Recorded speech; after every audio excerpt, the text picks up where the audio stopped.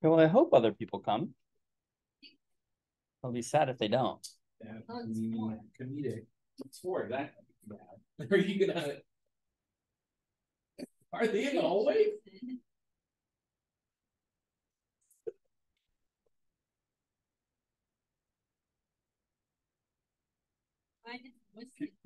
Yeah.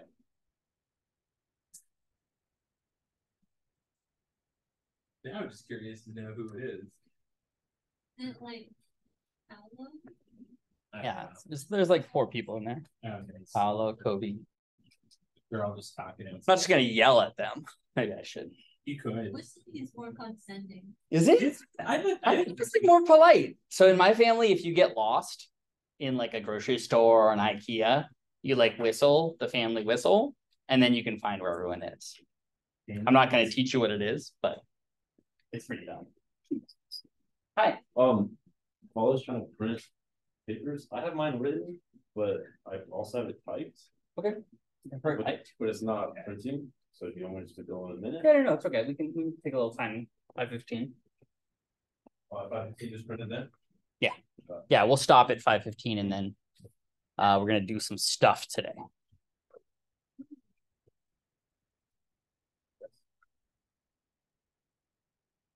Does anyone have anything for me that is printed?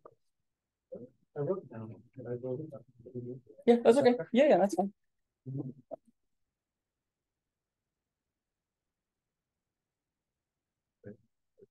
Cool.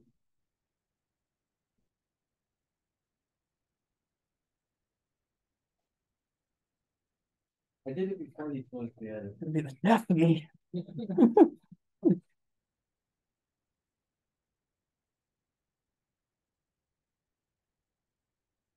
How's everyone's day doing?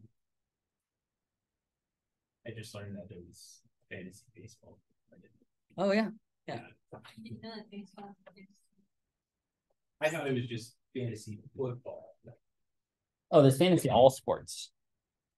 Okay. Yep. Yeah, but do you have your name on it? I think I think that's the one that like the advertised on, and I've like never participated, but I'm always like that just seems confusing. Tour de France. Yeah. Probably not. I think that has one outcome. Yeah, and then also there's like groups. Like I don't know enough about it, but yeah.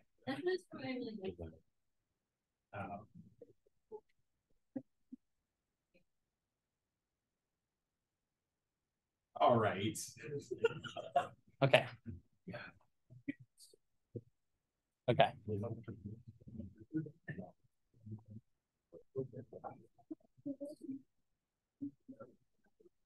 7.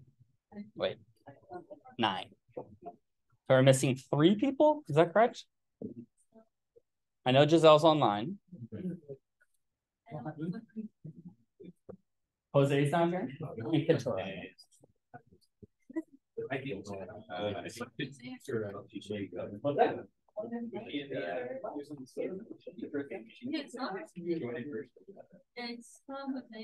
Okay. So generalized feedback, and I'm not picking on any one person when I say this. So a couple things that I noticed, a few notes that you'll see is the word tense. What does the word tense mean? Like what? Past tense or present tense. But what I'm indicating to you is that you switch. So you need to be consistent in the tense you use. So if the paper that you're writing about happened in the past, then it all happened in the past, right? And if you start by saying, these observations were in 2012, and then halfway through, you say the observations are, I'm going to write the word tense, right? I may have written the word terse, and I now realize that that is going to create some confusion. So if you're confused, let me know. Terse means when you are either too short or I want you to shorten it up. So in some people's writing, I'll notice that they're kind of like blabbering on. They're saying, a lot of stuff that can be tightened up. Sometimes I'll do a very specific, like this paragraph can be 1 sentence, and that'll be specific. Sometimes it'll be like, this is too short. You know, you have a sentence that is maybe 5 letters or 5 words long. So generally speaking, how long should a paragraph be? Yeah, I think it's somewhere between 5 and 8 sentences. So if your paragraph is 1 line, that's not acceptable. But if your paragraph is the whole page, also not acceptable, right? Because what is the structure that we're looking for here? We're looking for a topic sentence and supporting statements. So I may have written on your work that the topic sentences need help. Because what I should be able to do by looking at your summary is to summarize the paper simply by reading the first line of every paragraph. And while many of you wrote very good summaries, I want to say the quality of the summary is really good right now, right? I think you're summarizing the work well, you're writing scientifically. I don't see a lot of opinions, and we'll talk about some of that abstract design in a few minutes. We're still going to work on structure. We're going to work on grammatical. I mean, that's grammatical work. We'll talk about that in more detail. But the structure itself, we're not going to have run-on sentences. We're not going to have hanger sentences. So another thing that you might see in your homework or your work is that I adjusted either when you use which or that. Okay, sometimes you'll have which and sometimes you'll have that. When can I use which and when can I use that? Shit, I don't know. I didn't know there were rules. Did you know there were rules? Yeah. So I'm going to the store that is near the corner.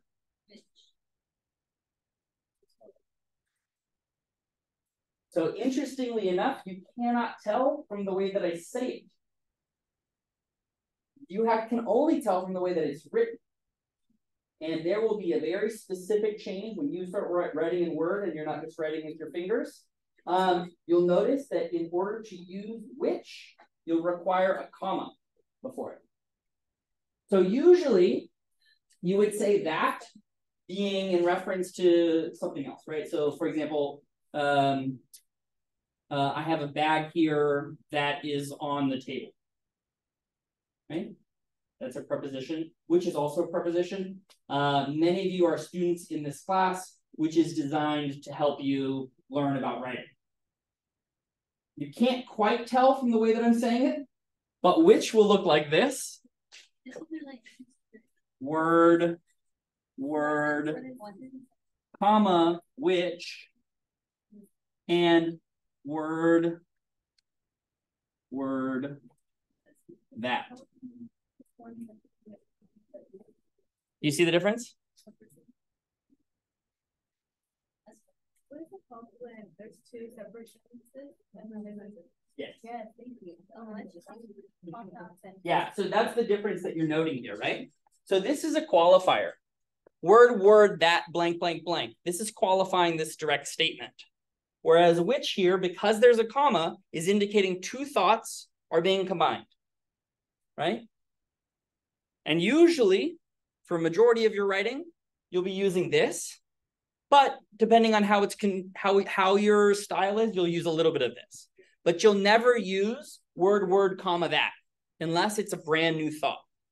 And you'll never use word, no comma, which, right? Because sometimes we like to use the same word over and over and over. And one thing that I'll encourage you to do as you reread your work right now, pay attention to how often you use the same word. So some people will use the same word multiple times. And I'm not saying I'm saying for words like observation, right? So if you observe the observations, that's wrong, right? Because that is a form of the noun and the verb are not necessary there, right? Observations were taken would be a more stylistic choice, right? Okay. You may also notice, and I'm going to be really pedantic about all of these, numbers less than 10 are written out. So 7, the number, becomes 7, the word. That make sense? Why? They just wrote. Just wrote. First letter of every sentence is capital F. Why? Just is. These are rules. Yeah. So period, capital. Right? I like everything. Okay, yeah. So some people are writing by hand and all of their letters look the same size. We need to capitalize. First time you see an acronym in anything, you write it out. HST, first time you see it, Hubble Space Telescope. Okay. I'll repeat the one about on board versus aboard, right? If you have a ladder on a fire truck, it is not on board the fire truck, right? It's just the ladder's, the fire truck's ladder belongs to the fire truck. If there's a fireman on the fire truck, he is considered to be on board. And he gets off, he gets back on, right? That's boarding. Spacecraft do not have instruments on board. Okay. We've said this before. It's a small distinction, but I'm going to keep doing it until everyone gets it. Okay. We are going to be writing, and you're going to pass these pieces back to me, and we're going to be editing. We're going to be working on the tense. We're going to be working on the terminology. My expectation is that you're not good scientific writers to start with. That's okay. I'm not expecting the world, but I am expecting you to get better and better and just sort of piece together all of these things as we go.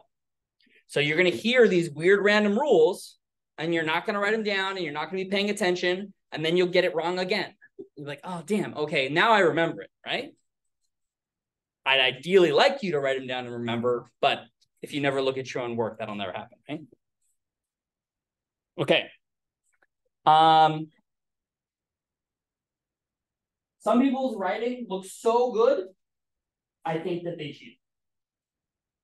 Okay. Some people's writing has no marking on it. And I'm like, what the fuck? That's really good. That's okay. That's the highest form of compliment. However, if it's sort of rambling and it doesn't quite make sense, it's okay to kind of write in the margins, look, I didn't really know what I was talking about here because you made me read a paper about something I don't know anything about. Because for me, that's important to tell the distinction between, say, an AI tool. There's plenty of AI tools right now. What is the one thing we know that they're good at? Bullshitting. They are really good at bullshitting and they don't know what they're saying. So you can take any of these papers and you can put them into ChatGPT and you can have them, hey, write me a summary. And it will look like a summary, especially to you, right? Because we're not experts in the field. But guess who is? Right? So I'm going to know that it looks like bullshit. Okay. So I'm not saying that anyone does this, but you might find like you're getting close to the end of this. Oh, I'm pressured, and let me just pop this in here and I'll print it out, right? Avoid that, right? So just think about writing your own style because I'm going to hear your voice, right? As it comes through. I'm going to see the way that you speak. I'm going to see the way that you write, and we're going to manipulate that so that it still represents who you are as a person as we go forward. Does that make sense? Okay. Okay. And you can always, if you print something out and you're like, I don't like this section, I think is garbage, you can write that right on there, right? It doesn't have to be a polished thing. You could even put, maybe you put like little stars and in quotations, you say, I had no idea what this meant, or can you explain this to me? And quotations, right? That's perfectly fine. If you have questions, you can, of course, always Slack me, send me emails, knock on my door, yell at me from down the hall. Okay? Questions, comments, concerns about writing? We're mostly focusing on writing again today. So this is going to be a writing day. And at the end, we're going to make sure that people are on track for observations, review, etc. Okay, so who saw the email from me about GFRP?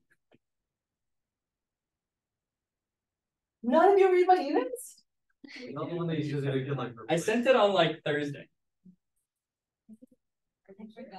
What's that? Of this year? Are you sure? Yeah, I definitely sent it. Of this year? Yeah, I received it. No, she said, are you sure? I just heard of this year. Yeah.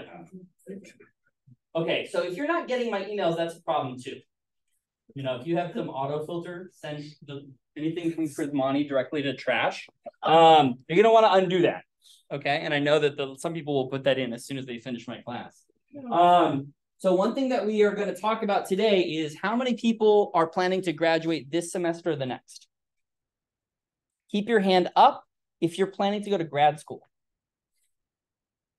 Okay, keep your hand up if you're planning to apply for the GRFP. Keep your hand up if you know what that is. Okay, good. So many people don't know what that is. So the GRFP is the Graduate Fellowship,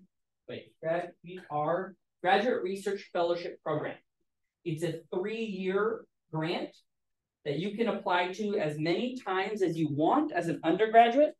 But once you get into grad school, you can only apply once. It pays, I think, $47,000 per year. So it would pay for the first 3 years of your graduate school completely. Now, typically, if you're going into graduate school, you are going to be being paid anyway. But what this means is that when you apply to a graduate school, if you have this in hand already, they're like, why wouldn't we accept the person? He's paying for the first 3 years on their own, right? And then that also demonstrates, oh, this person knows how to go on to continue in science. Okay, so what are the requirements? Mostly it's about you. It has very little to do with your excellence in science. Okay, no one is expecting that undergraduates are faculty members. So you will be expected to write 3 pages about you and 2 pages about a potential research plan. Okay, who might be interested in this as a graduating student? Okay, so what we'll do here is, because this is a writing intensive class, because you're potentially thinking about applying to grad schools, the very first thing you're going to have to write is a personal statement. You'll have to do that for grad school. You'll have to do that for the GRFP. So that's one of the first things that we'll do. And these review papers that we're talking about, this independent project thing, you can use that to start writing what your research plan will be. 2 pages. That make sense? Okay, let me show you the site that will become your friend, your bestie. Oh, I may have done this live. Let's do this live. Okay, here's how you find it. Okay, you're going to go to Alex Lang. Okay, that's the person's name. Oh, it's already there. Damn it.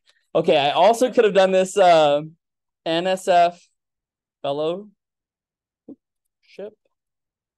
Oh, you know what? Let's do it this way. GRFP. So let's say you don't have already searched this. This comes up first, right? That's normal. And then you scroll down and you say, okay, that's a lot of bullshit. Okay, not helpful. Oh, who's that? That's our good friend, Alex Lang. Okay, what have they done?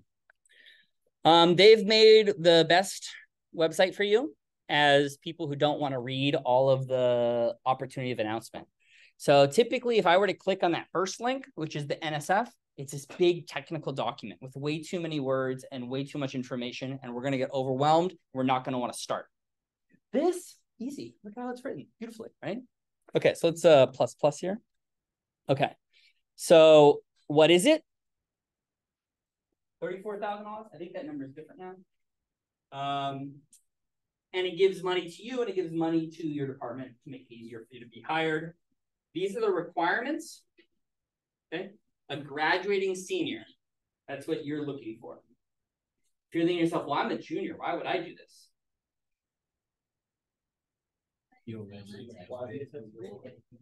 Practice.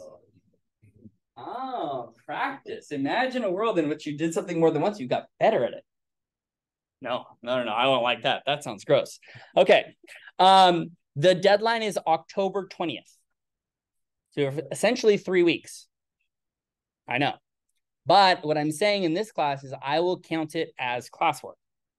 So iterating and working on these 2 statements, I will accept as professional development writing. Okay. 2 essays. Personal statement, relevant background, and future goals. And then your research. You see how they're written here? Which one's more important? Exactly, right? 3 pages. Okay. The one that seems more important is the one that they asked to be longer. Okay, and they're going to be reviewed on criteria. You can click it, So the challenge is to sell yourself in 5 pages.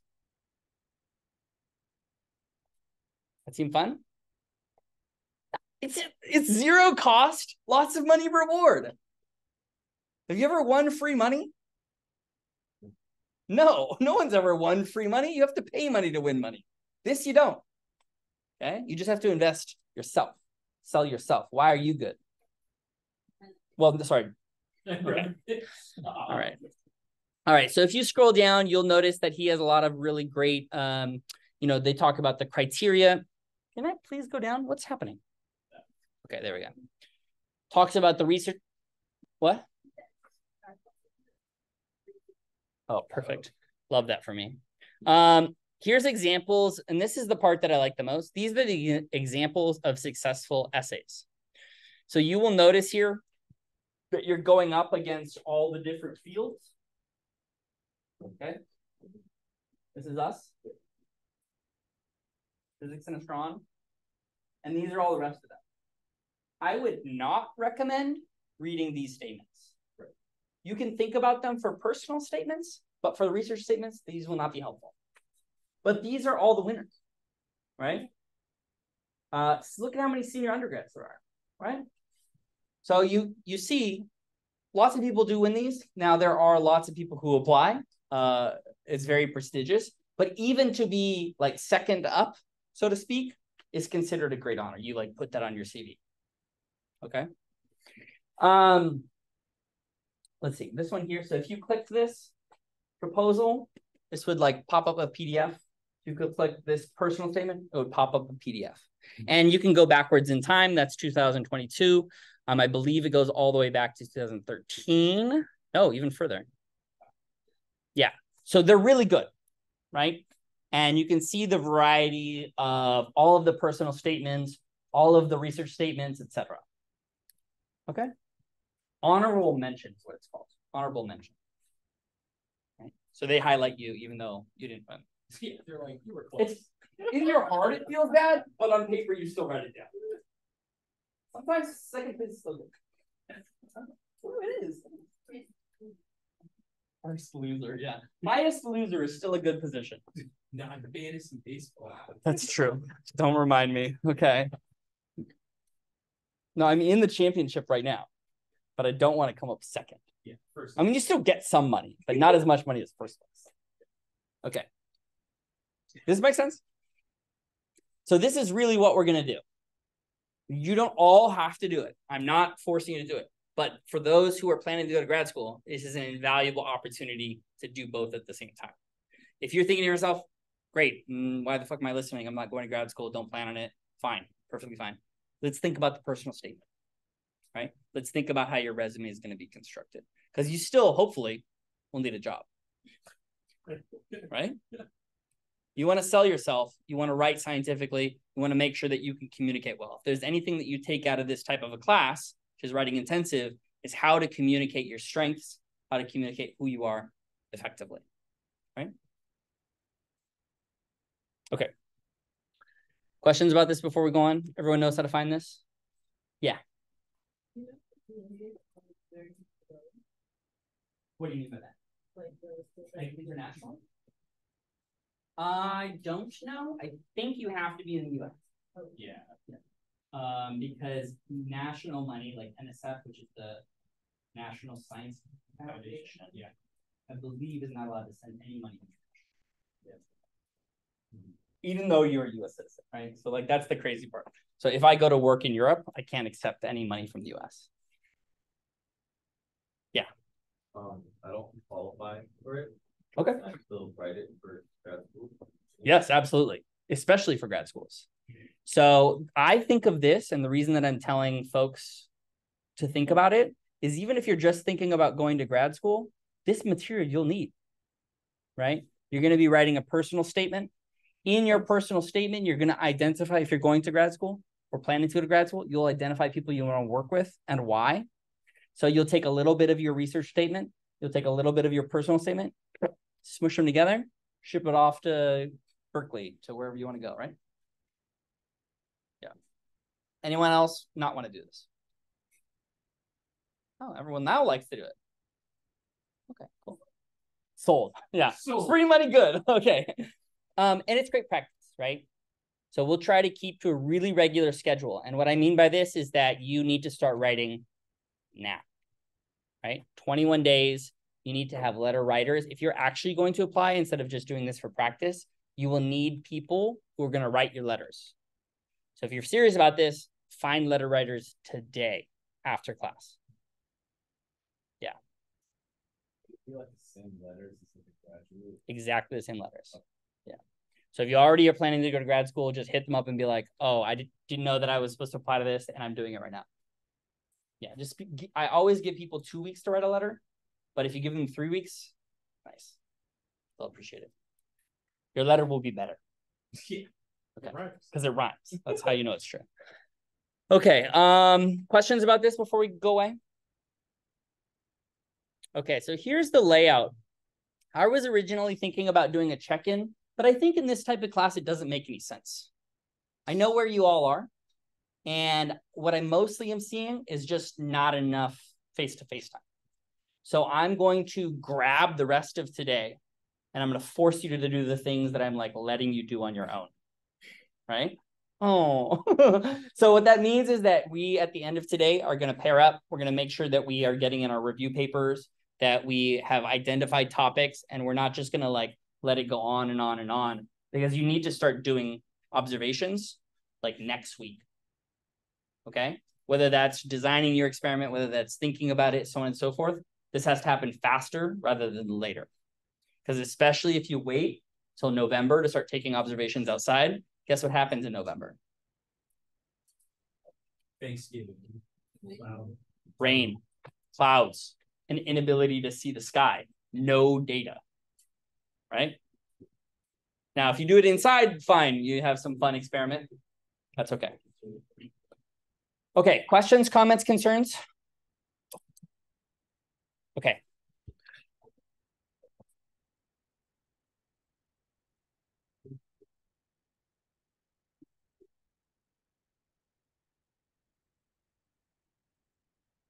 Gonna be here until everything's done, yeah. We'll see. We'll see. Take as long as it takes. I don't think it'll be till 9. I think it's 7:30. No. Okay. What? We haven't even started on class. In 30 minutes. Oh God. What do you have? You literally have this time blocked out. I have you legally until 7. Legally speaking, class ends at 7:30 today or something. 7:45. Let's see what time. I have you till 7:45 is your contractual obligation to the school. If you want the units for this class, you have to put the time in, right? I've tried to say this before, but another way of saying this is that not doing the units gives you a lower score. So let's say you do an A+ amount of work, but only a third of the time. Then you get, what is it, A+ divided by 3? That's A C or a D, depending on how you like to cut it. It's like 100 divided by 3. So it's like 4 divided by 3 is 1.3. A 4.0 is an A+. A third of it? But if you do a third of the time, right, then you would get an A on 1 unit. But you're supposed to be getting 3 units. So you would get 0 on 2. I didn't do a bad thing. I did a perfectly fine picture. Because I these two down. Yeah. Okay. So all right, there you go. There. I'm gonna remove them all. All right. 4 fingers. Wait, oh! All right. You get the point though? So if you put in only a third of the total work, even if it's stellar work, you get what grade in the class? An F or a D. So this is what I'm trying to warn you against, and I'm trying to power through your head. Just because the class looks like 1 hour of class per week does not mean that that's what you're putting into the class. Is it 12? I think it's 9. How many units is this class? Okay, let's look it up because that's your contractual obligation. What? It's 12. Okay, good. You said good. All right. Half Great. Yeah, half a day. a day. Well, every day. Every day. Right, so that's why I get you till 7:45. Okay, Oh, goodness. you ready? No. Are we having fun? Let's have less fun. And more science. What are we looking for when we're writing scientifically? So we're going to discuss what it means to write scientifically versus what it means to just write the text, to have conversations about one another scientifically. Even the way that I would communicate to you or to communicate to another person of the public, I would do completely different than the way that we are reading or writing, right? And then we'll talk about, do these things actually, do they tell a story that we're going to be able to understand, those, especially those last 2 papers that we're reading? And you're not due the summary of the Zonley paper yet, but I'm hoping that you've been reading it. The Icarus paper. Oh, yeah. So this longer one here, the Zonley paper, we're not turning in that summary yet, but we know that it's coming up and maybe we've already read the abstract, etc. Okay. And then finally, we're going to get to this goal. Could you write an abstract for that review paper for Icarus? And I'm not saying, could you copy and paste the existing abstract? Right? Can we understand how they wrote their abstract and therefore replicate this process for anything that we would do? Yeah. Is the abstract very similar to a summary? Good question. This is a very good question. Again, it's like a plant in the audio, right? I don't know how I do this so well. So what is an abstract? Right, exactly. So it gives you an idea of what the article will be about very quickly, right? So it's longer than the title, but it's shorter than the introduction. The introduction is going to go into, history about it and the implications. The abstract, 1 paragraph. What? What's the summary? Ah, very good. So you're summarizing a paper, right? I'm trying to get you to write abstracts, but I'm not calling it that yet because we haven't gotten to that point. Because in an abstract, there's a very specific form. So if I think about 1 paragraph, how many sentences am I allotted? 5 to 8. That's the rules, right? Okay. And typically in a paragraph, you have what type of structure? Topic, sentence, and Supporting sentence.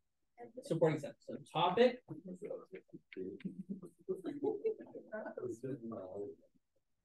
So this is topic sentence. That counts as 1 sentence, right? Yeah. Can you have 2 topic sentences back to back? That's silly. No, that's silly, and we're not doing it. What was that? Say it. You misspelled sentences. I'm not going to misspell folks. So this is why we use. What? This is why we use. No, this is why we use spell check. Okay, so we would have. There you go. Right? We are not using ChatGPT. Why? Dumb. Yeah, Because it's a bullshit. It bullshits. Okay, so and this is fine, right? When you become good at your field, when you become good at your talking, blah blah blah, speechy speech, go ahead and pop that in, right? Particularly for your personal statement. You take your personal statement. Who knows more about you than you, right? So pop that in there. Ask it. What kind of weaknesses do I have here? It's a great writing assistant. But if you use it for generative writing, you will be horrified at the results because it blabbers. It goes on in these little circular patterns that you won't even notice until you take a step back, put that in the freezer for a week and look at it again. You're like, oh my God, that's disgusting. At first, it really looks like it knows what it's talking about, but it'll just fill in space with words like sentences that are just garbage. And you'll notice it's about your own personal statement, right? It'll be like, I'm a really hardworking person, and this is because I work really hard. You're like, that's not new information, right? Whereas you would never personally write that about yourself. You would say, I'm a hardworking person, and this shows why I'm such a hardworking person, right? Okay. So I would recommend using it as an editing tool, but never as a generator. Now, I recommend not using it until you're very confident in your own abilities. but I understand. Okay, topic sentence comes first. What comes next? Supporting sentences. How many do I get? Like, that's good. What? 2? 3 4 to 7. Oh, okay. Yeah.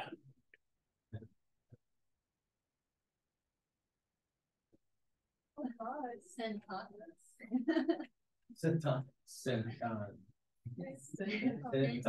Yeah, you engage. That's not happening? Okay. Okay. And generally speaking, an abstract is written differently than almost any other sentence in your paper. Paragraph. What's the structure to an abstract? Take a few minutes. You have a paper in front of you, right? I want you to, not your summary, but the paper that you're looking at right now.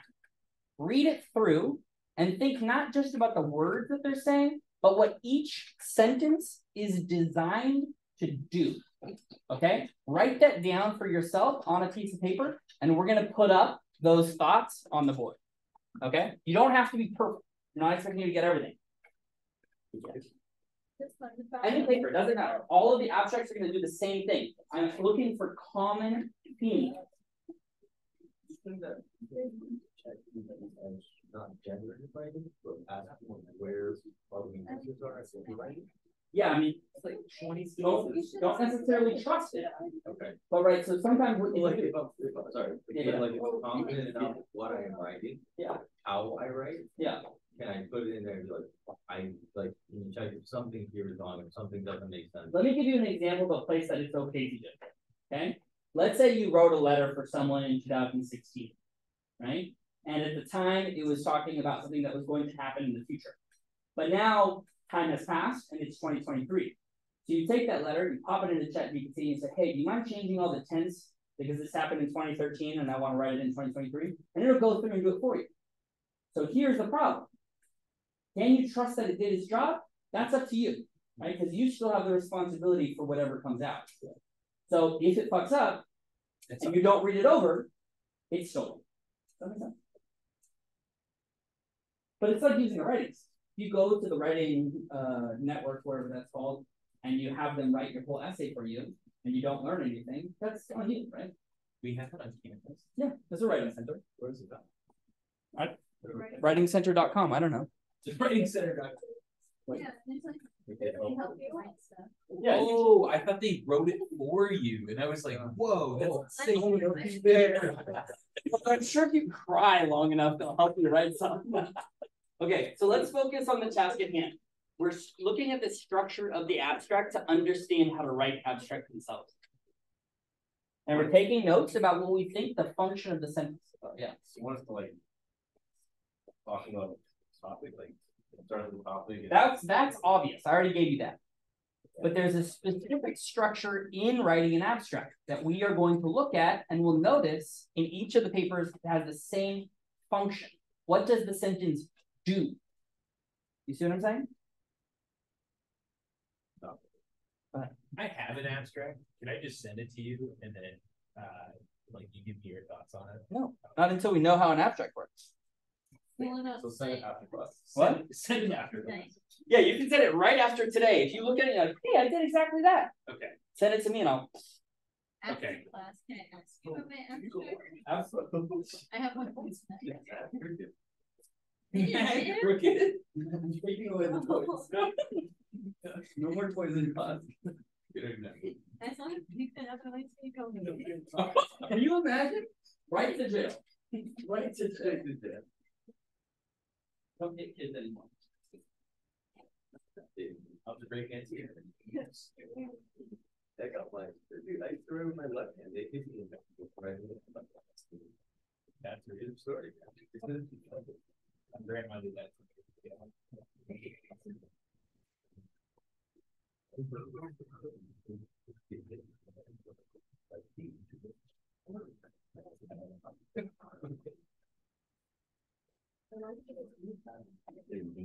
The paragraph? Oh, you're just taking some notes to yourself. So once you see the structure, that's fine. If you're done, you're done. I didn't know something. I just want to grab water or whatever.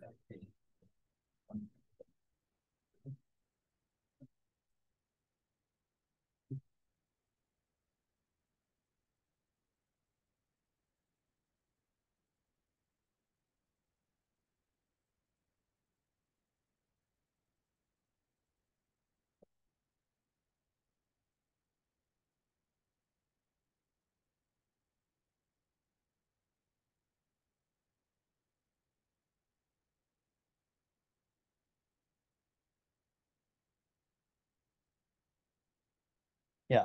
So, okay, you want us to like talk about the structure of that thing? Hmm?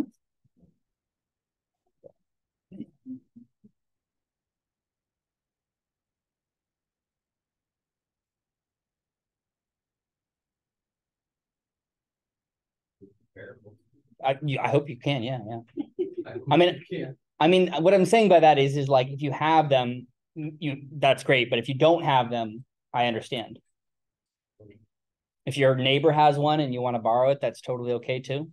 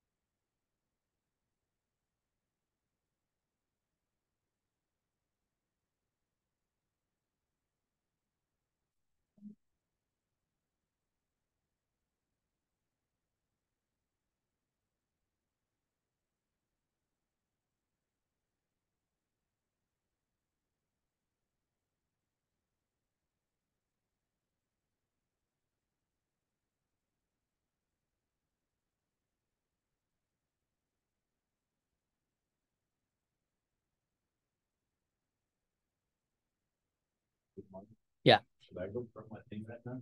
No. Focus on the. You're done with the abstract design? No. No. So finish that. Because we're going to talk about it as a group. Yeah.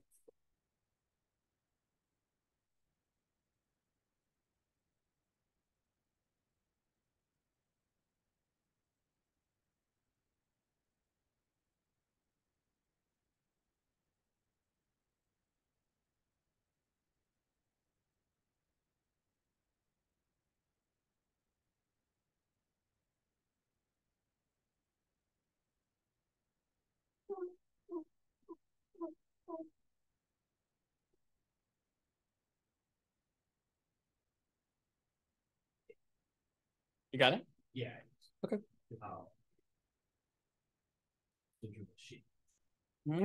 Interesting.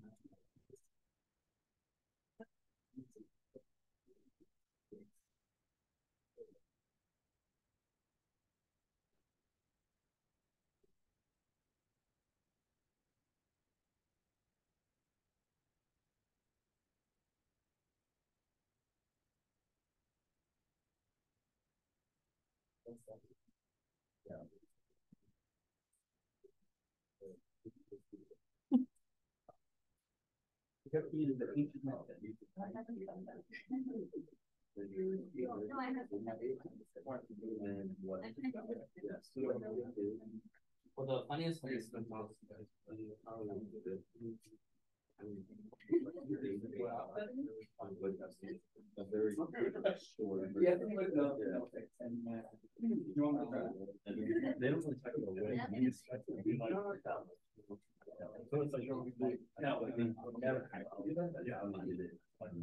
I don't ask a little bit of like what they thought. Where what? Yeah. What is that? Like that's like basically so that's how I broke it down. So broad statement, we're talking about like what it is. Yeah. And the information of conflict. and then your like goal for your, and then results, and then you know, this can be about 2 minutes. So it's like very, very. I believe you did it. You know, we're gonna have a break between 5:15 and 5:30. Oh, okay. It's like 4:50. So I can go to it.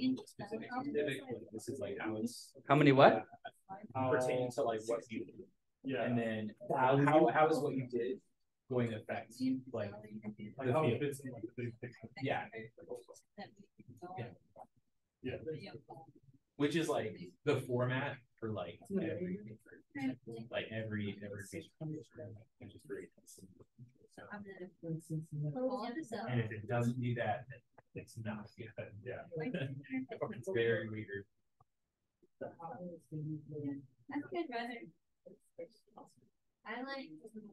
So I looked at it a little bit closer. It's a tutorial review, not a review on like a thing. So I have to look elsewhere for what I guess I want to try to do. So it's like I re-looked at the paper for that I'm doing for research, and it's a tutorial review. I mean, I guess I won't completely throw it at you, but it's like it's in the title, and so it's just talking about like the methods in general. I don't know if that counts because the review you were hoping for was like about a paper. No. Okay. So reviews are different from articles. Okay. Articles tell you about something specific that's an advancement. Yeah. Reviews tell you what the state of the art is. Oh, okay. So this is what you were intending. Is that what you were?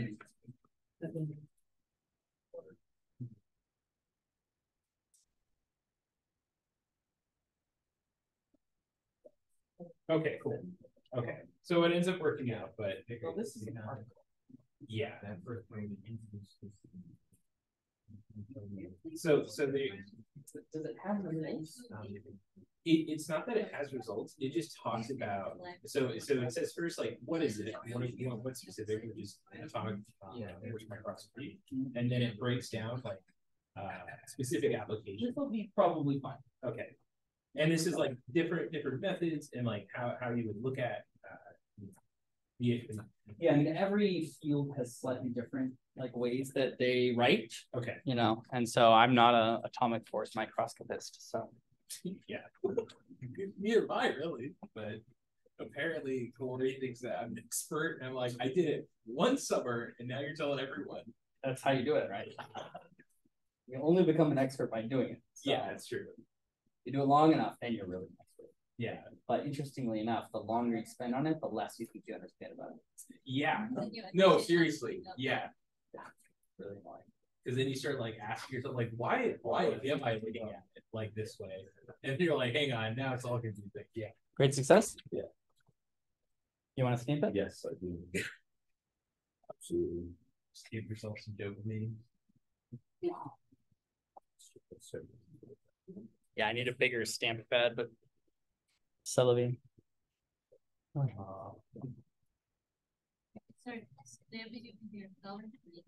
Ooh. Now everyone has their thumbprint. All right, wash that later.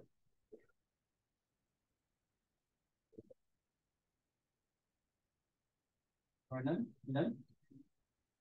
You done? You done? Y'all in the back then? Are you done? Yeah. Okay. So what's the structure of an abstract?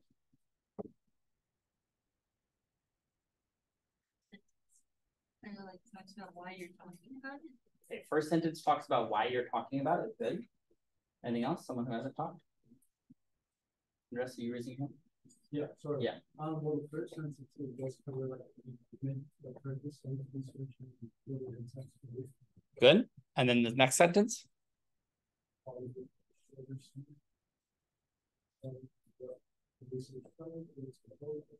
Good. Third sentence? Someone who hasn't talked? That's not how they do it. Talks about how they did it. So then they transition not only from sort of the broader view, they talk about some techniques perhaps. Okay. Fourth sentence.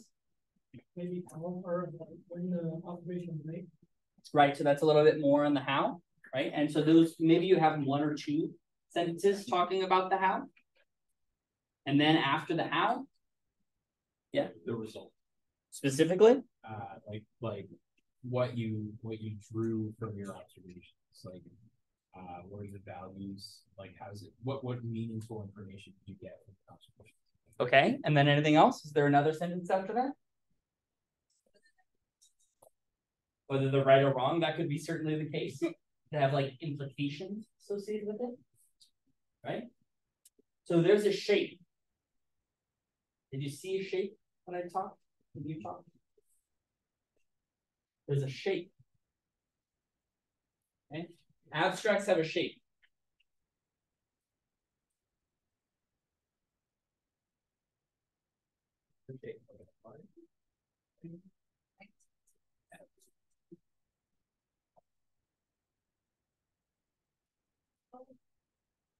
Yeah. About being broad and then specific and broad. Exactly. Okay, so you start here. This is the first sentence. Every single time.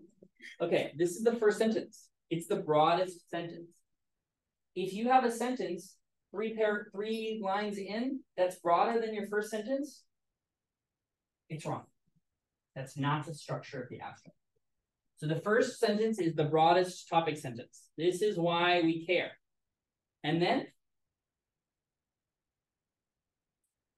a shorter version of the same thing. This is why we care about this thing specifically. Okay? And then you may even present the problem. So some people will say, you know, there has been some recent improvements in the way that the shoes in this house smell, but this may be from the fact that shoes are not being worn. Here we show that if you wear shoes less, they smell, right? Okay, then this is the word. Very, very specific. Very, very technical, right? Can only be applied to here. And then, why it matters. Why did you even listen, right? That's this section here, this section here, and then finally, what? Implications, right? These are the broader implications. So even though this is the work that we did, this has impacts on the rest of, not only does this important for Mars, but eventually this is important for exoplanets. And right? You see the structure now? Okay. Is it unique? Does it only work for abstracts? No. You will write your personal statement like this. You will write your scientific writing like this. And you'll notice that the abstract is like an inception version of the paper, right? So let's see if we can see that process again. When you think about the different sections of a scientific paper, you've read a lot of them so far. What are the different sections that we could write? Intro. Intro, good.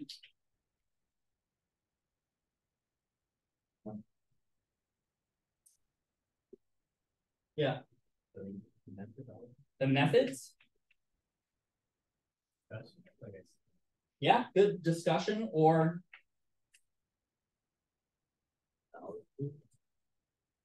sure.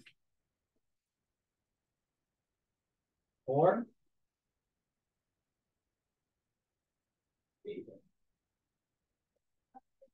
data was up here.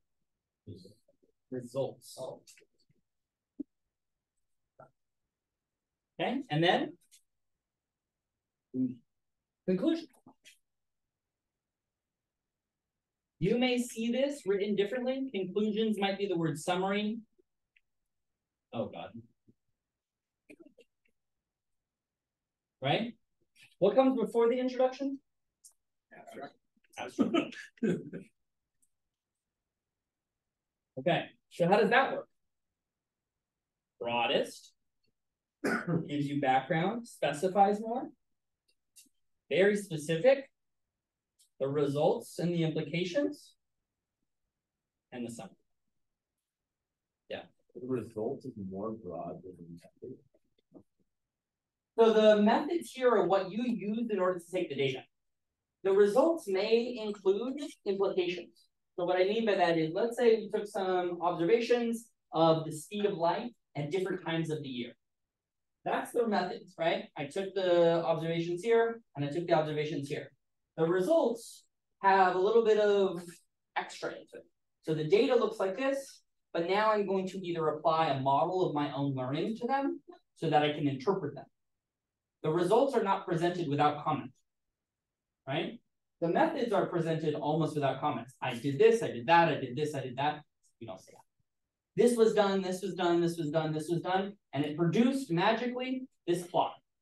Boom, here's the plot. Okay?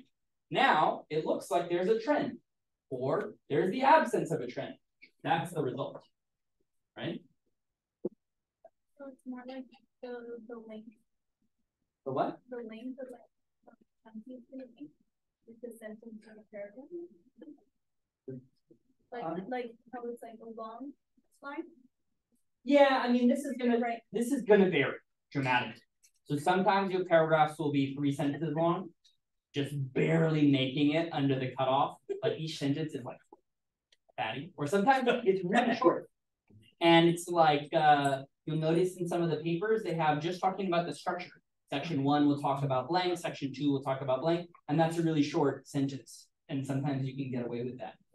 Sometimes they're really long, and you'll have some like, good writing is not formulaic, right? It's not every paragraph is exactly the same length, because some paragraphs deserve more space. Some paragraphs deserve less space, because they all serve this basic function, which is topic sentence, something you want to communicate to your reader, and then stuff that backs up why you want to communicate that to your reader, right? We have to think about papers as being read in the way that we are reading them, which is not like a novel, right? No mystery. What? No mystery. There's a mystery. Sometimes the mystery is how the hell did you get that result, right?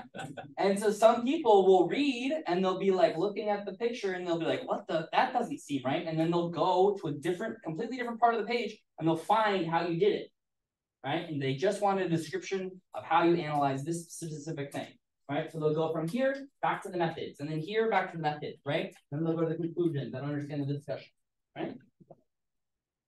Okay. So that's the abstract design. This is from Nature.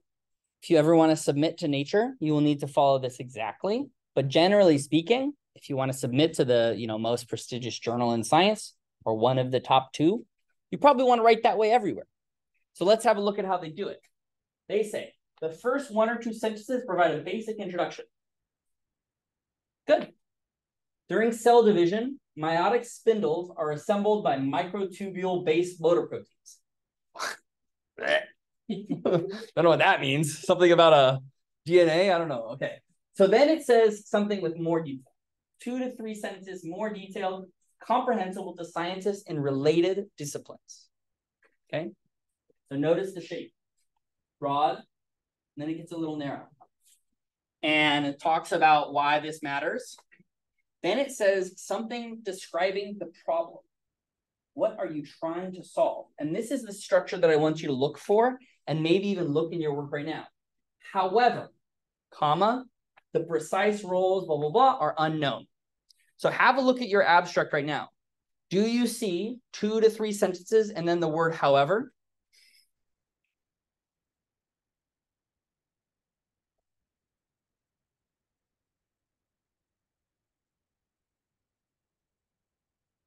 I have a today comma.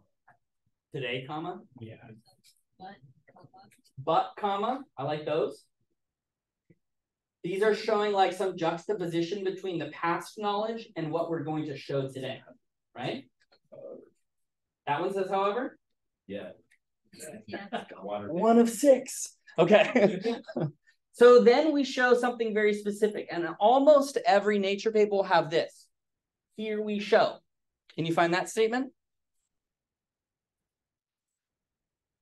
Here we show. Here we report. This is the piece, right?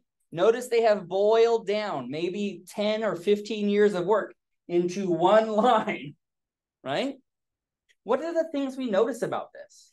This is hugely information dense, right? For an abstract, this is a little bit longer. We have different sections. 1, 2, 3. This is the here we show summarizing the main result. This is how the main result reveals direct comparisons to what was done before. Then you put it in a more general context. Notice the shape again. And then you have a broader perspective. Now that's a little longer than I like, but that's okay. Right? This is 1, 2, 3, 4, 5, 6, 7, 8, 9, 10, 11, 12. That's 12 sentences. That's a lot. For me, that's a lot. I'd let him get away with it because I'm, this is published. But for me personally, I would go 9, maybe 10 max. Right? I don't think you need 3 sentences here. I like 1 and 2. Just condense it a little bit. But you do need the type of writing to be concise. Right? So if I write the words concise, I want you to reread the sentence. Particularly if you have like hanger-on sentences, like observations were taken in May. What's the point of that statement, right? So we're not just saying facts. We're trying to tell a story, right? We're trying to summarize for our reader or give information. So these observations, taken in May, did something, right? That's the way we're like giving some information to people. That make sense? Okay. What is some examples of scientific versus non-scientific words? Let me erase some of this. That's okay. We're gonna erase that whole thing. On the left-hand side, we're gonna use scientific words or non-scientific words, and on the right-hand side, we're gonna use their opposites. So first on this side, what is a non-scientific word? Fox. What? Fox. Fox. Okay. I'm gonna say like something that's like vague. It's like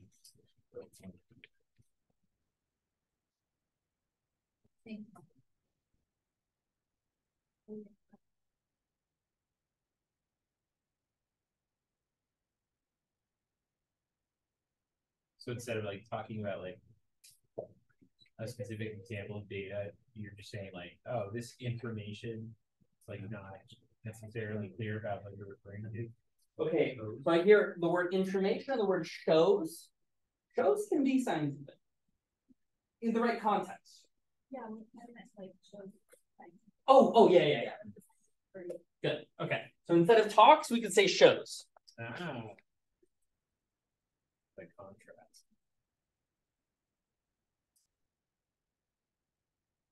You're gonna have to run back and forth. I know, it's okay. I'll survive. Okay. I need to get my steps in, all 3 of them. Okay, what's another word? You may have seen me already comment this on your work. I'll just cross it right out. Yes, I'll never have I. Why?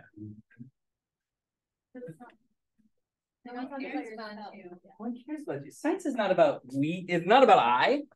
There's no I in science. Wait. It's we. And it's the formal we. So even if you are writing like single author, you always write in we. Why is that? It's like, I guess you're like, it's like you're referring to like the field itself. Yeah. You're saying. Yeah. You're standing on the shoulder of giants, right? So you're not doing this all alone. You're not a hermit in a cave. I did blank. Okay. At least when you say we, you're like acknowledging that other people have been helping you. Sometimes no one helps you. You're a theorist. Fine. Whatever. You're right. I. Go ahead. All right. What other words? Which one will I immediately delete? Very. Very good. Why is this okay in speech and bad in science? It's non-specific. Yeah, it's non-specific. So I feel very cold right now. That's fine. I can say that to you, right? Why not? Well, you don't have to care about it. I'm just communicating it to you. That kind of makes sense, right? We're like communicating to one another. Now I could use a different word. right? Because I know English has lots of these synonyms, I could say I'm chilly, or I could say I'm frigid, or I could say I'm freezing. Those give you different feelings. Very cold, well, what does that mean? It's very cold in my fridge, but it's also very cold in Antarctica. I'm not being quantitative with the coldness, right? So for an ant, it's a very big drop off of the top of your table. And maybe even for a child, that's a very big drop. But it's still not quantitative, right?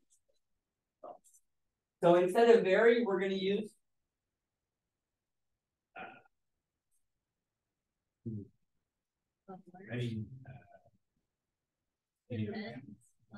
either synonyms or This could be like immense. Or data. yeah, data. Data. So if we have an opportunity to say, like, it's very cold, say 10 degrees of cold. If it's something you know, say it, right?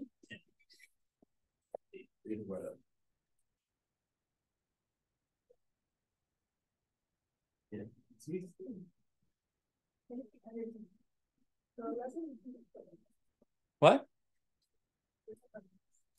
Oh, have to write down numbers. Yeah, I wrote it under that, like. Under 10, you have to write it down. Under 10. Under 10. Under. No, so it's 9. So with 11, you put 11. Yeah, it's 2 digits. It's like words and then.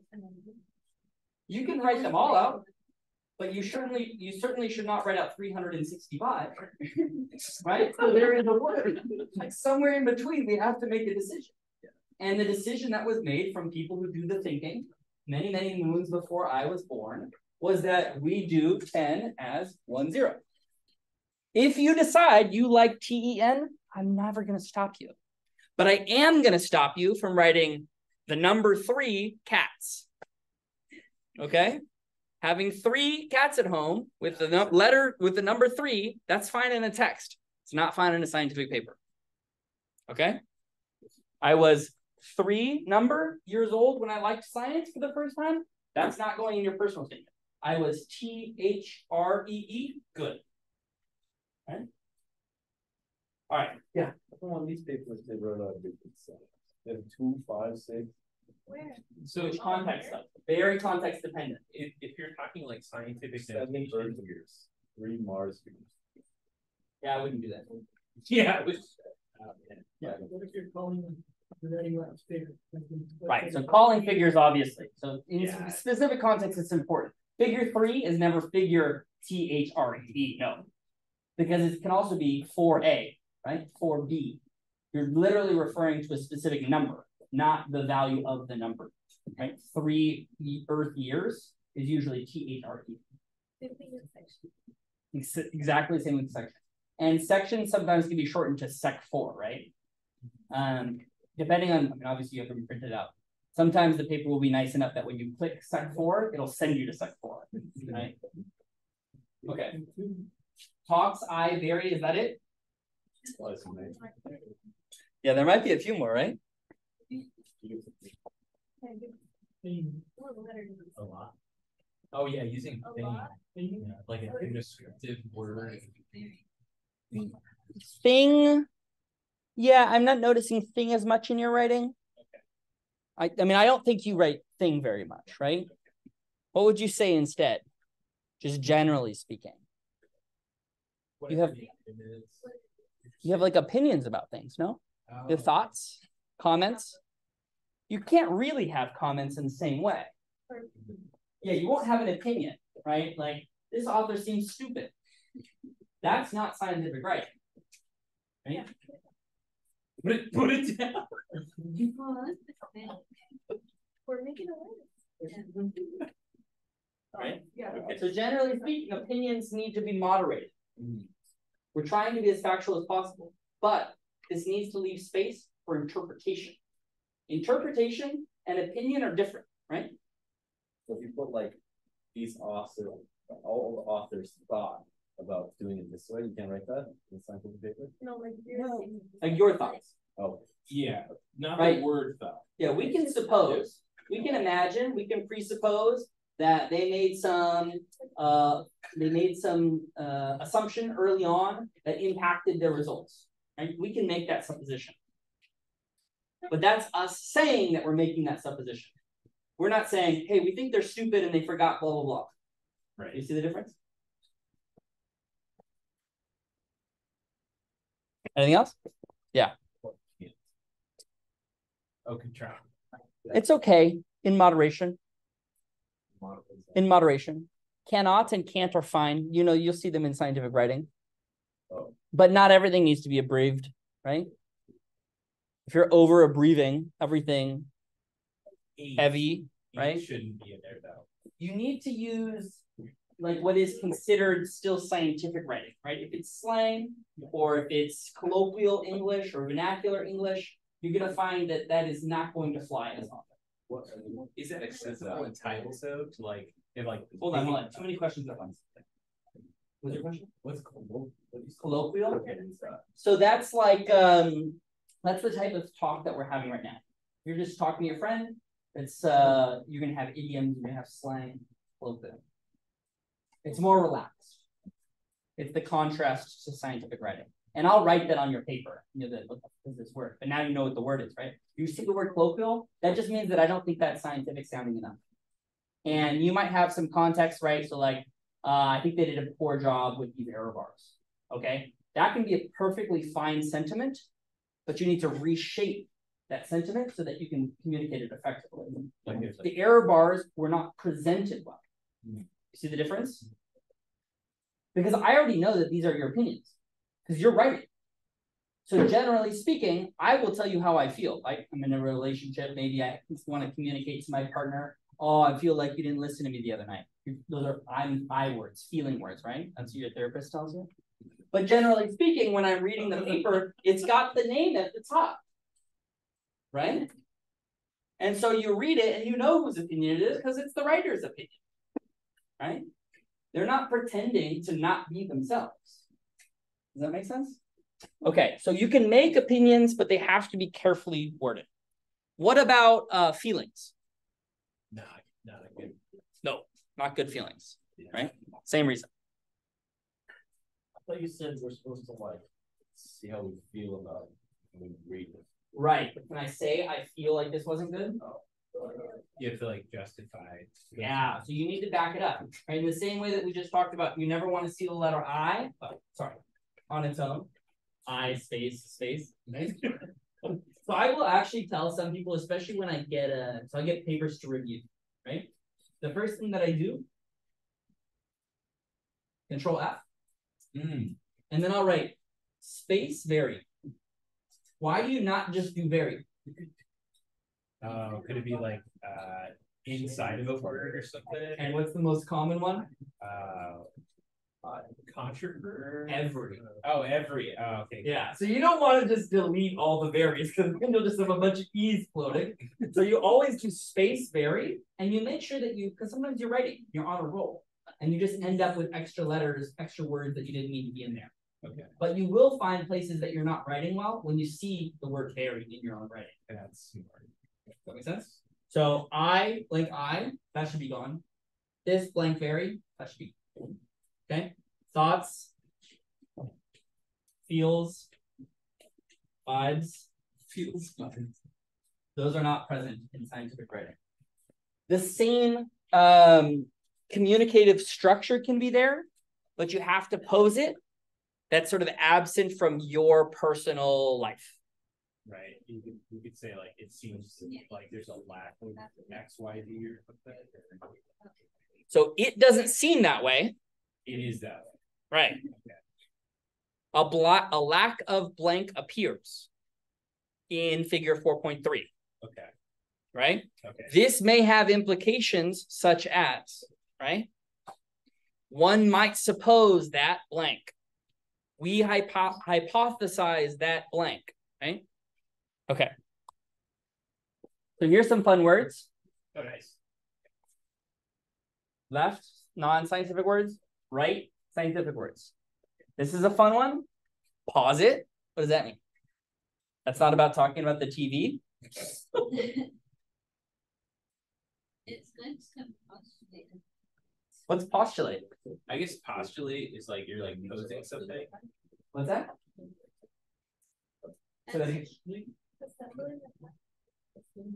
Assume the fact, yes. Okay. So postulate is to assume the fact, right?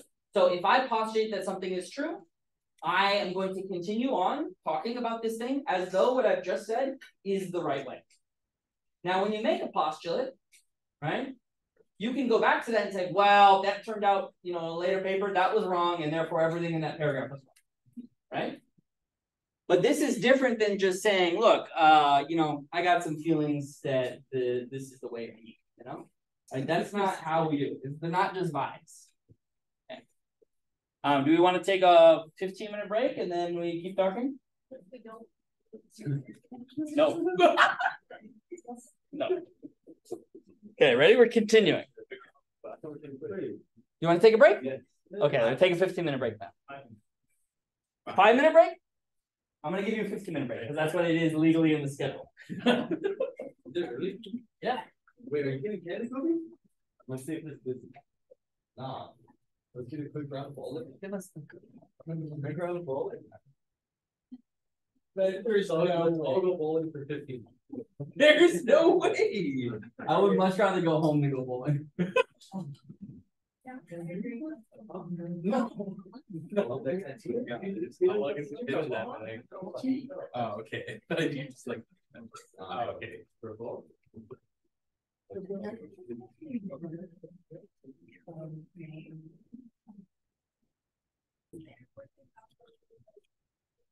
on the little parts, and then take the food to your gate, the beginning of your gate. Have you ever seen this? Yeah. Let's do that here.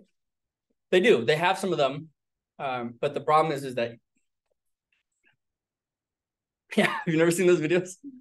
Yeah, they're just like people are just like on the street to open it, take food up, the alarm goes off, but like what are they gonna do? And then a little robot push them over. Yeah, they get pushed over. Yeah. Okay, so let's focus now on what we're supposed to be doing. So we did these two words. Postulate meant assume that this is true. Or you can say, I will presume, like I will make that assumption, right? Same way of saying it. So other people can postulate or you can postulate. What about posit? That's the action. We posit. It's okay, it's the same word, essentially. Okay? You can propose theories. We propose that this is how this works. You're late. All those belong to me now. Okay. So you can also hypothesize. What is a hypothesize? No. So you're like conjuring an idea of like what you think an outcome should be. No. Okay. That is to propose a theory. Okay. There is predictive power in a hypothesis, right? So when you hypothesize something, and people will do this all the time. I hypothesize that she's cheating on me, right? No, you didn't. That's not a predictive theory. Okay? That's you attempting to interpret what's going on, right? If you're hypothesizing, you say, okay, I have an expectation that X, Y, and Z will happen if this is true. Otherwise, Z, A, and L will happen if the other is true, right? So in hypotheses, you give an example of what you think will happen and what will validate the null result. You're late. I'll get over. Does that make sense? How this is different than just proposing a theory? This could be a potential interpretation for the data. A hypothesis is going to take into account the scientific method and provide measurable quantities. Okay? So if I see you say, we hypothesize that these people are bad at their job, no, you didn't. Right? If you say, we hypothesize that these plumes may have been created by dust, water, or aurora, that's a hypothesis because it can be tested. We can look again and we can see, is there dust, water, or aurora? Are they testable? Right? What about this one? What? This one? No, playing, like- Oh, yeah, yeah. Oh, okay. That's very close, but the word itself means truthful, right? So verity is truth, and veritable is there truth in it by being repeatable, right? So this is like 90% like, so is it verifiable? Is it verifiable, right? This one here, we know what this one is, hopefully. We can say demonstrate. We can even sometimes say show. Demonstrate is like the more expensive version of show. And talk, oh, not included here. Talk is like the cheapest version of show. Talk is cheap. Right? They talk about this. No, they don't. No, Right? They show this. Here we show, right? That's even in the abstract. Good. Here, this data demonstrates X, Y, Z. Usually data doesn't show. Usually data doesn't demonstrate. Do you understand why? Yeah, because the data can't do anything. Right. Data can't do anything. We take data. The data is what the data is. And then we as scientists use a mind model in our brain holes to interpret said data. Okay? So you might see data.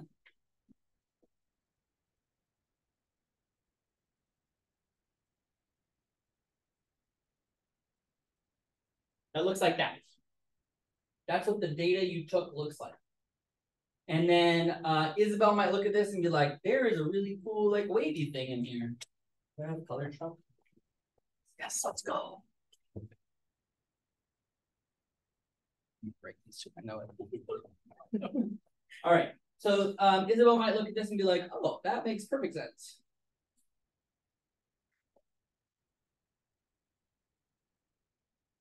Right? And then Alex would be like, no. So now they're fighting, right? They're fighting in the comments. Are they fighting about the data? No, they're fighting about the model. Yeah, there you go. Right? So the data doesn't show this. Our model shows agreement with the data. If I ever see you write, the data agrees with the model. No, the model agrees with the data. The data is usually not changing. Now that's not always true. But for the purposes of what we'll talk about in this part of your life, that's true. What's this word? Comparable. Comparable. But interestingly enough, like this word. Yeah. So just like this word, how do you say that? Read. There you go. So they're both true. So it's context specific. That word is comparable, but it's also comparable. What's the difference? Where you grew up. Nope. Okay. Dang it. No, they have different meanings. What does this mean the way that Couture said it? What? Past tense. What does this mean the way everyone else said it? Like what you're like Present tense. There's a different tense, a different meaning. Comparable and comparable mean different things. What does comparable mean? Things can be compared. Comparable means. sounds like comparable. It's really What? Just one person raise your hand because I'm hearing a lot of words. Yeah. Yeah, so usually when we say things are comparable, they are similar. So I will say people are of comparable heights if their heights are similar. Not that they can be compared, because anything can be, right? We might say that one thing is not comparable to another when we're making a justification of why you shouldn't compare the amount of snow in California in January to June. And even though they both have J's, they're not comparable because they're different times of year. But if I told you to look at the amount of snow in January 2023 and January 2020, you would say those are comparable. Those could be compared. Right? All right. What's this one? Contradict. Good. What does that mean? It means like you have like conflicting either information that you're giving, or you said one statement and now you're going against the statement you claimed earlier. Okay. So in this context, we typically think about it in the context of data contradicting either previous data or previous hypotheses or supporting previous hypotheses by creating a null result, etc. Right? Contradict. Right? Not disagree, contradict. Stands in opposition to. We see the difference in the scientific writing? All these make sense? So somebody can challenge what you present in your paper. Always. We do this all the time. And they can claim that it's a contradiction. So they're saying like, oh, the way you interpret your data contradicts what is actually believed. Yeah. But like your point of view is just as valid as what they're pointing out could potentially be wrong. Like how do you discern like when somebody's like saying something is contradicting what you've interpreted, but like they completely interpreted the data a different way? Like how do you know what's credible? That's science. Okay. All right. So science has been presented to most people as though it's passed down on high. And yet most of the ongoing works of science are at the edges of what is known. Have I ever shown you this like expanding circles theory of science?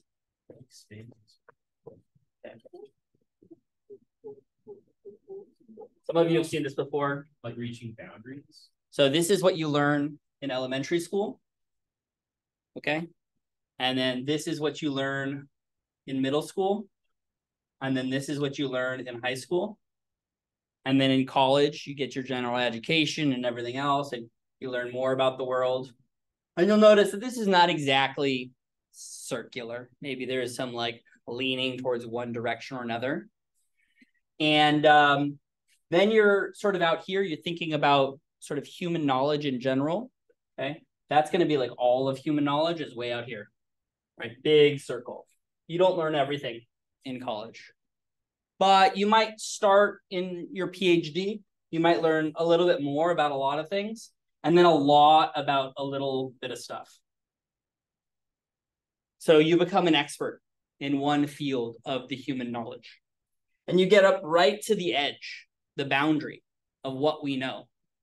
And then your PhD pushes it, right? So this boundary here becomes moved. And we are constantly learning new things because other people are pushing the boundary of human knowledge. But we think we understand this thing really well. And then someone comes along later and says, the data was fine, but you misinterpreted the result, right? Who's right? Well, they're both in the literature. So you could read the first paper, you could read the second paper, and like, well, trust the second guy less because his last name's Prismani. And it's a fucking idiot, right? Throw that paper away. And we can do this. I can show you two papers. One that was written in 2005 and stood for almost a decade. And then I was like, I think it's garbage. I think the observations are perfectly fine, but the interpretation is completely wrong. That's how science is done, right? And usually you have a one-on-one with the person. You have a conversation. You say, hey, you send them an email. I'm going to write this paper. It contradicts your work. And then they say, well, I think you misunderstood when we did X, Y, Z. Say, oh, okay. And then you don't write the paper. Sometimes you write the paper and they say, I think you misunderstood. And I think you misunderstood what you wrote, right? So I have 3 different examples of this. It's how science works. It's an ongoing discussion. Yeah. I'm sure they get mad inside their own thought brain. But you don't like pass something through review, like have it go through 2 editors and 2 reviewers and then get published and there's a swear word in it or something, right? It's all like this, formal writing, indicating your belief system. I've sent things back and been like, that's not how you say that, right? You also have co-authors. Sometimes I'll write a very, incorrect paragraph and I'll be like, I'm angry. And they'll be like, let's rewrite this. Let's fix this, right? Okay. So what's good style then, scientifically? We talked a lot about this. What are the things that we're hitting on?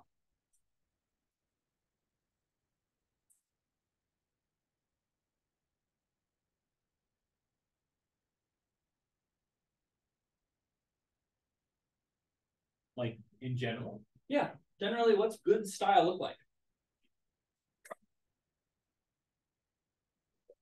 What? Good style of what? Of writing. What else do you do? What's like writing? Outfits, God. Sure. Just give me any example of good writing. What are you looking for? What are you thriving for?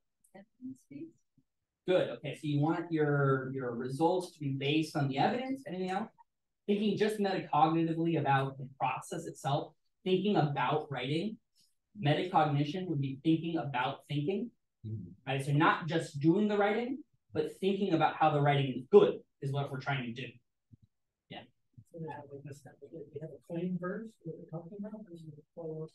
Right. Okay, good. So similar to the way that we were thinking about before, you make some claim, topic, sentence, supporting arguments. That could be in the method section. Maybe you have a hypothesis and you back it up.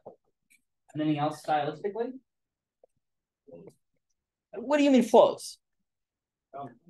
Sounds nice. Okay, so this will be the hardest one. Sounds nice. How do we quantify that? Like you just come across like a really smooth sentence that just like is easy to understand, as opposed to like. Okay, hold on. Let's put let's hold on to that thought. Smooth, easy. Okay, so we want to avoid grammatical errors. So those, remember, I just erased them, but those wiggly lines, you don't like those? Stay on topic. So another thing about staying on topic, how do you identify when someone has strayed off topic? What's a warning sign? When you like are reading it, it's going. It's not a topic. It's, yeah, well, okay, let's say we have a topic sentence, really nice, tight topic sentence, and then you have? Too much detail.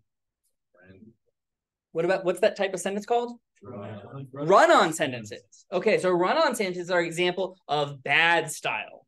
Bad style. So if we can identify bad style, then we can identify good style. So we said the word smooth, but that doesn't mean anything, right? We want to think about actionable items.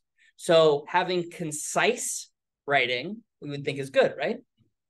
So if I can say, now we're not, all right, let's avoid, who's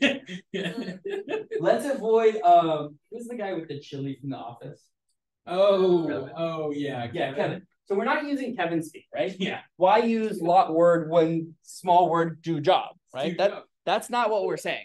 We're saying how well can we consolidate thoughts and sentences so that they can be delivered impactfully, right? Because sometimes when you take a sentence and you shorten it too much, you lose the meaning. But sometimes, like we said, it's a rambling sentence and it needs to be chopped off, right? Okay. Anything else? We already talked about one of these at the very beginning of class. I told you that I'd write it on your work. You will always make this mistake. Past, present, tense. Oh, tense. Yeah. So you'll see the word tense. Pay attention to tense. This will get complicated because observations will be in the past and then you'll be interpreting it in the present. How do you avoid some of that? I'm in trouble. What was that? Right. You write in. Oh no, the writing Oh, center. Yeah. No. In real life, folks. What's that? You can have pure read. Good. Yeah, that's a really easy way to do it.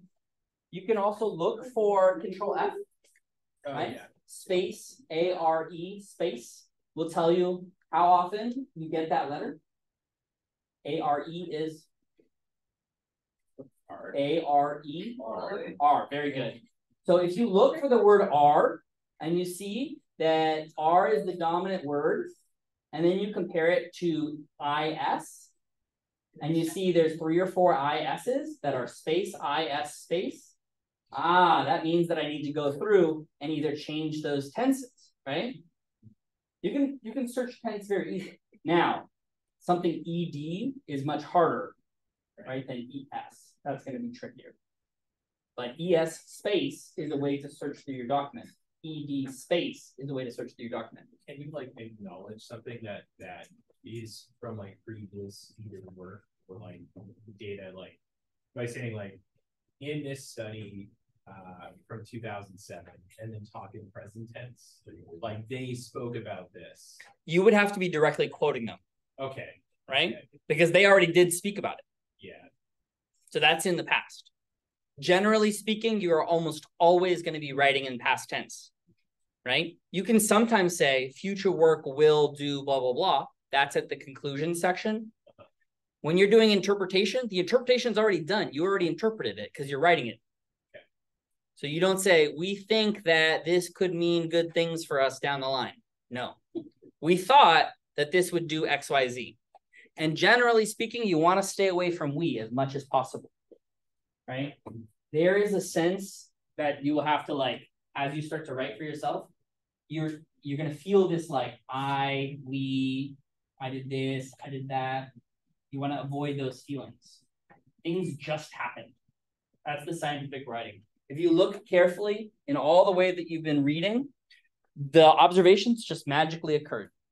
You didn't hear about how they proposed to get time on the instrument and how they coordinated with their besties in order to do the data analysis and how many undergrads it took in order to do that, reduction of the data. The data just appeared and it had a picture of a blank, right? That's like where the acknowledgement. Yeah, or that's the author list, right? Yeah. Author list is the prime form of acknowledgement. Acknowledgements are for like when you bump into someone at a conference and you say, hey, I'm working on Titan, and they go, oh, you should read this paper, and then you have like a conversation, and then that's it. Then you say, thanks to Elise for their contributions to this paper. Okay. Last piece. If you do decide to talk about yourself, first or third person. Oops. Because there's like more than one author. Yes. Yeah, so we're going to say we. Good. Okay. Now, if you decided to talk about other people, also third person. Good. Usually, if you talk about them at all, the authors, never a single author by name. Why? It's collaborative, and also it's like you're implying that like they did most of it. Exactly. Yeah, it's not sweet. Yeah. Right? It's not nice. So if I single everyone out in this room and I say, Kobe didn't bring me a milkshake, right? That doesn't make him feel good. Does that make sense? But it also doesn't make you feel good that you didn't get a milkshake. Yeah, but he doesn't have to know that. Okay. So here's the things, right? You have to be, this is a skill. And these are skills that we'll learn. These ones you can just check, but this one is a skill. Being as concise as you can while being factual. Right? You want to not lose the sense of that sentence, but it needs to not be 14 lines long. Right? Runoff is bad, too short is bad. A sentence which is, the cat is black, is not appropriate in scientific writing. Observations were taken in May, not appropriate. Right? So the observations, comma, taken in May, comma, sentence, right? That's the beginning of the sentence, but it's not the whole sentence. Even though there's nothing grammatically wrong with it. I guess this is a little separate from style, but then like, say you're like writing your paper, or like you're in the development, you're still like in the development of like how you're editing or making what your paper is about, and you're currently still recording data on it. How do you stop yourself from like the scope or like what you're like experimenting on or what you're observing? How do you know when to like, this is the time to actually like submit this and like stop working on it? Like, how do you know it's like a reasonable amount of time to spend on like a body of work that you've been like a manuscript, I guess is. Yeah. So some people will, let's say the first thing that you write substantially is your PhD, right? That will take years. Every paper within, usually a PhD is 3 papers stapled together, maybe 5 stapled together. Not really, but you kind of like add them together. They become a chapter in your book. You have to start off with a hypothesis. Then you make observations. The observations inform the hypothesis. Even if that gives you a null result, that's the result. So you need to get to a result, right? So if we have some data, let's say I have a big piece of data and I say, I'm going to build a technique for analyzing the data because I want to look at the effects of this on this. Okay. Then you build that thing, you ask the question, and when you have a result, then you're ready to publish. Right. A lot of what we've seen so far are like discovery papers. Brand new thing is seen. So once you see that, you're like, oh, let's go. Right. Those are the fastest and easiest to write. It's much harder to write papers that introduce a new pipeline or do a survey for 10 years, right? Because then you're like, well, I found this cool thing, I found this cool thing, I found this cool thing. Like, no, find 3 things, you're done, right? Sometimes people will be like, find 1 thing, you like it, done, right? Okay, questions, comments, concerns? Okay, we're not going to do this last slide because we are going to transition to what you need to be doing. So I didn't write this totally. Did I write this right? Okay. Oh no, this is not copied properly. This is the finding the paper. That's your first task. And particularly if you're going to be using GRFP, this will be for your research paper, your research plan. Okay. So something you're interested in that you would want to go to grad school for. Okay. If you're not planning to go to grad school or you're not planning to do the GRFP, that's totally okay. Then this will be a paper of a topic that interests you. Many people have gotten me papers, but not everyone. That happens now in this time period. Okay? So I'm going to sit here and you're going to have your computer or whatever. You're going to find that paper, you're going to give it to me. Right? I'm going to tell you that's not a review paper. Right? So the first thing you're going to do is make sure it's a review paper. If it looks review paperish, but it doesn't say the word review paper on it, that's okay. Sometimes they're written like that. Right? But just make sure the difference between a review paper and an article is showing something new, and a review paper is telling you what the state of the art is currently. Right? So review papers say, well, there are many balls in this part and no balls over here and water in this cup, right? Versus like an article will say, if I knock that cup over, it will fall over, and then you knock the cup over and it falls over, result, right? Brand new result. Okay, so that's the first thing you'll do.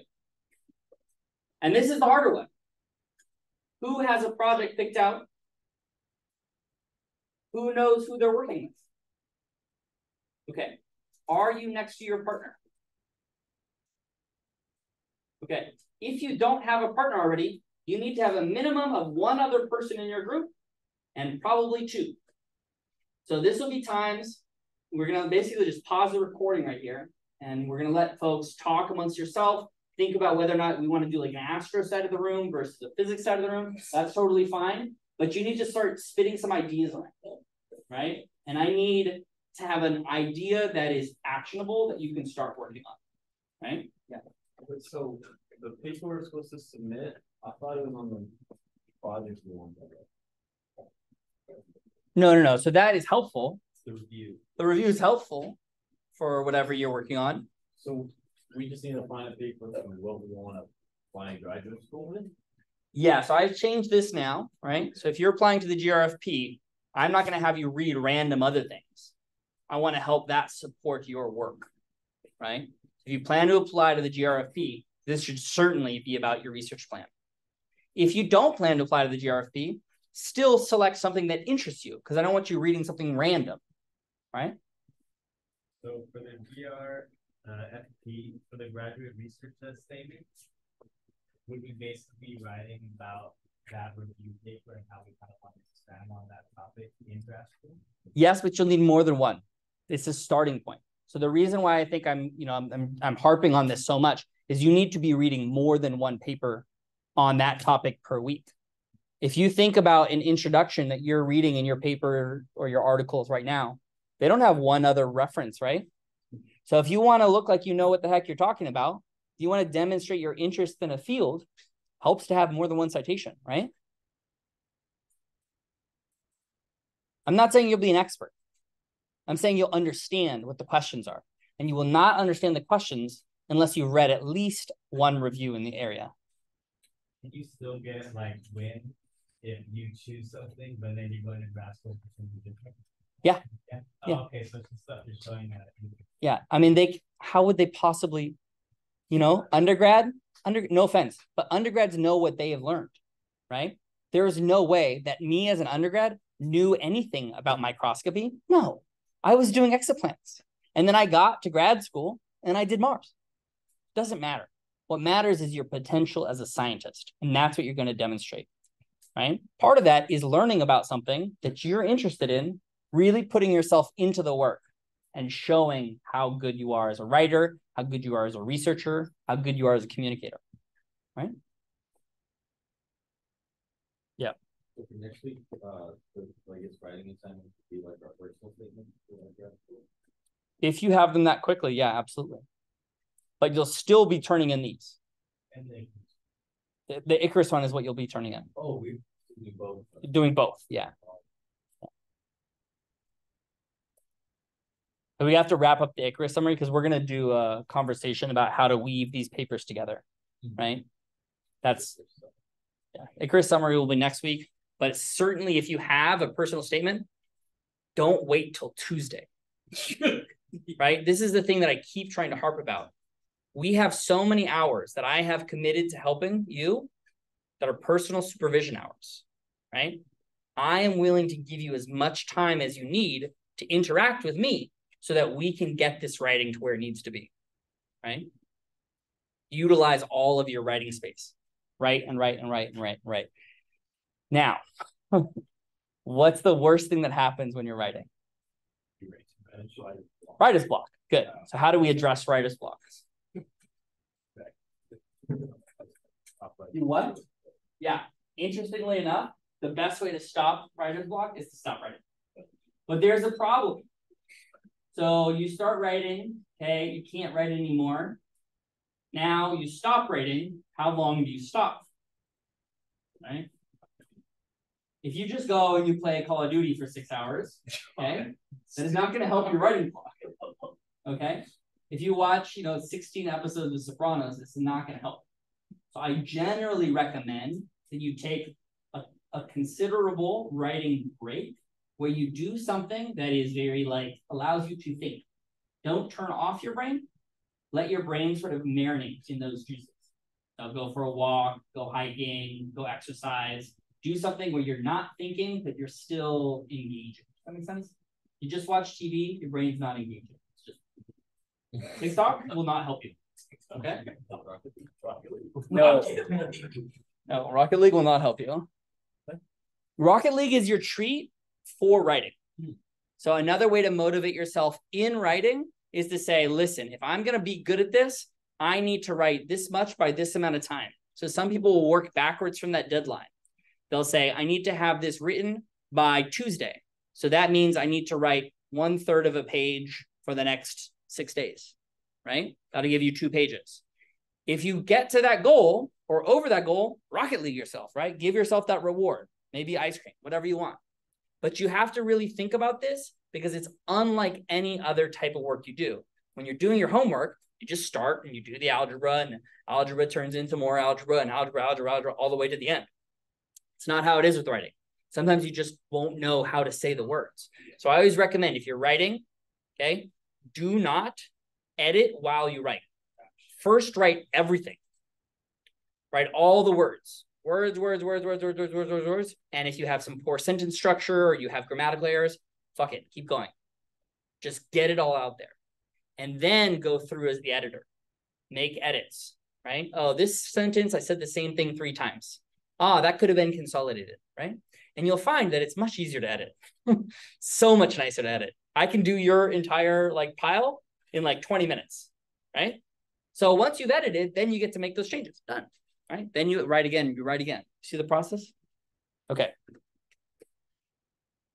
Okay, so I'm going to pause the recording here. So the first thing that you're going to do is you are going to find a partner that you're going to work your problem with.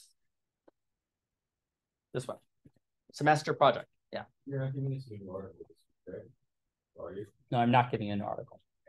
So no annotations this week. So instead of annotations, you'll be writing your personal statement and or research statement.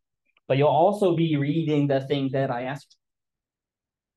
I'm going to keep screaming about that until I get everyone's. Does that make sense? So on Slack, send me the article. And it's a review paper, And I wrote this, but it's not correct. You know what I mean? Astronomical, blah, blah, blah. Whatever you want to study in grad school.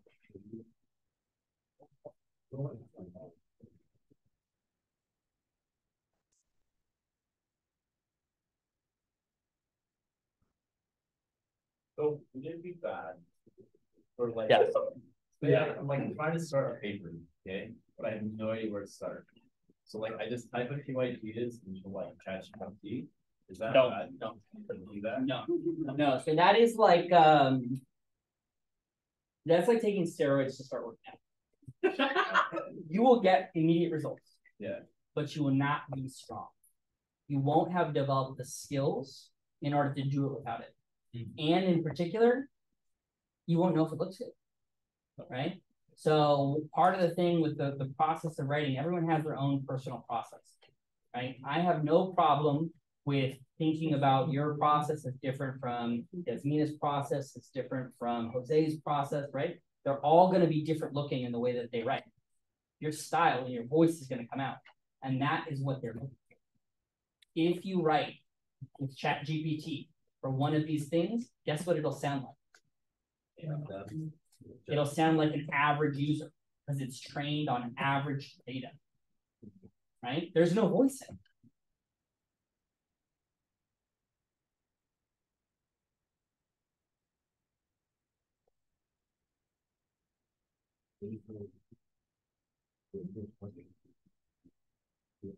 So first send me the review paper. Oh, If you haven't done that already, send me the review paper. First things first. for the project, For whatever you want. for what you're interested in. You can. Your interest, your personal interest. Are you, right? What? Are you saying, right? I think so. I don't know. I can't keep track of this. Answered something, but it was like, You might want to, or you could find another one, so I wasn't sure if you meant have to. I was wondering if my review paper is from 2011. Is it better to get one a little bit more recent, but it's still been cited a lot? No, that's fine. 2011 is fine. Yeah. Yeah. That's not that far. yeah, but like, well, you do like 20%, 40%, 80%.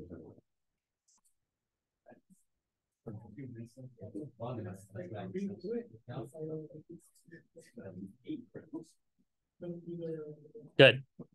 Thanks, Jonathan. Yes. So, Alex, I got yours. Reed, I don't have yours, correct? Eduardo, do I have yours? Good. Yeah, so this one just I warned you about, right? You're okay with that? Jose? Yeah. You sent it to me?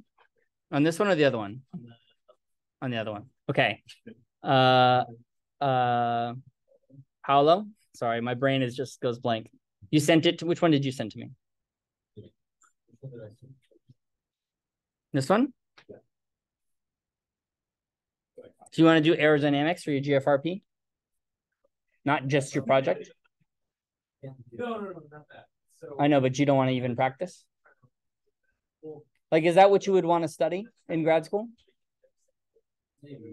Maybe. I mean, that's totally okay, right? Some people want to go into aerodynamics. If that's the type of school you're going to apply to, then it's incredibly appropriate, right? I just want to make sure that the thing that I don't want to have happen here is that you feel like you're wasting your own time, right? Reading about something that. Oh, no.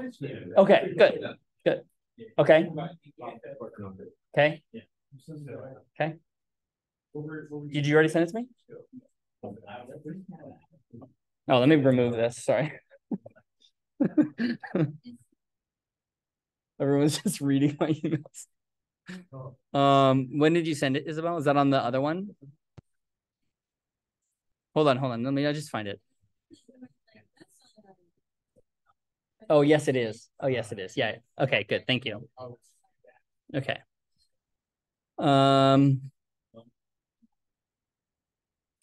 Answer me before Rolando. That's funny. I didn't even notice that. Do you have a paper? Did you send me one? Okay. Katura, are you looking for one right now? Cool. Awesome. Who's missing? Giselle? You online still? Yeah, I'm here. Did you send it to me already? I sent you one, but I kind of want to do something else, but I don't know. No worries. Yeah, that's totally okay. I just want to make sure that we're on the same page here. Let's